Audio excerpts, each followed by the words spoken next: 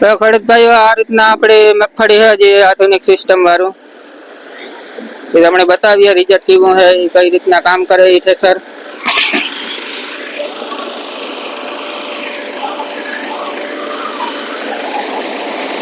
આ રીતના પાથરા મૂકતા જાય.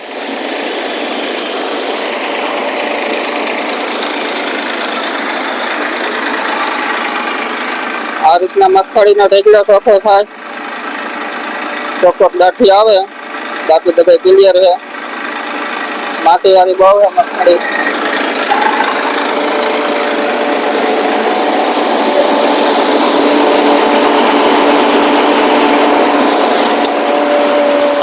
ઢાર દેવાથી જાય, માટી બહુ છે પણ તોય મગફળી ક્લિયર નીકળે.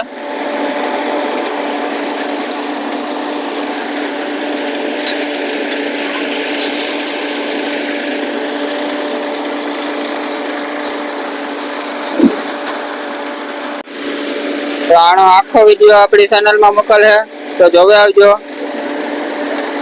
વિડીયોને લાઈક કરી દીજો અને ચેનલમાં નવા હોય તો સબસ્ક્રાઈબ કરી દીજો.